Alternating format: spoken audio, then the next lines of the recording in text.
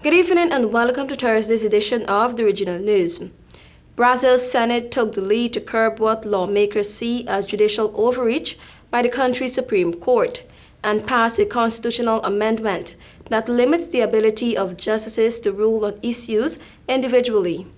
The bill still needs lower chamber's approval, stipulates that laws or measures decided by Brazil's Congress can only be overruled by the full plenary of the top court or a chamber of justices and not just by one.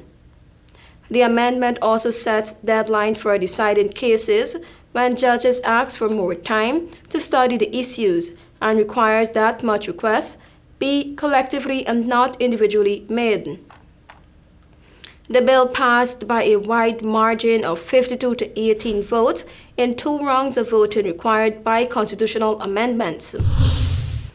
A magistrate court has acquitted a man accused of making death threats against Prime Minister Philip Davids of bail violation charges after upholding a case of no submission filed by his lawyer.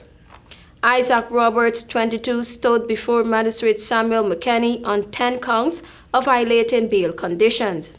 The court heard that in February, Roberts allegedly called the Central Police Station and threatened to kill Prime Minister Davids if the leader of the Coalition of Independence, Lincoln Bain, was not released from custody after he was arrested outside the Baha Mar during an immigration protest during a CARICOM heads of government meeting.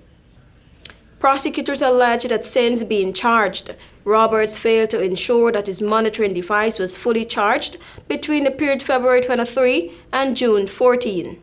Roberts pleaded not guilty to the offense and said he called Metro Security to inform them that his device malfunctioned and that the charging pod wasn't working. But police said Roberts was at fault even as a representative of Metro Security testified that they got a call from Roberts about the device. The company did not check the device functionality or offer a replacement.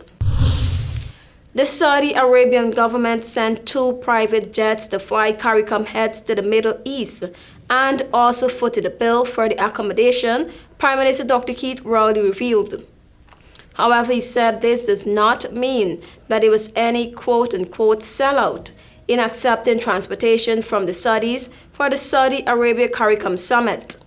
Speaking at a news conference at the Diplomatic Center in St. Anne's, Rowley said the Saudi government sent 2 jets, one to Barbados to transport CARICOM leaders from the Southern Caribbean, such as Trinidad and Tobago, Grenada, and Suriname, and another jet to Miami to transport leaders from Jamaica, Belize, etc.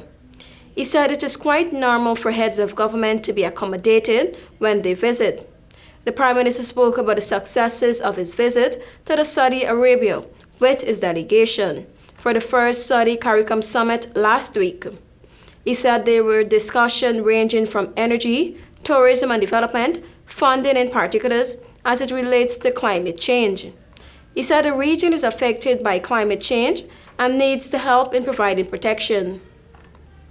Thank you for watching. I'm TIANA.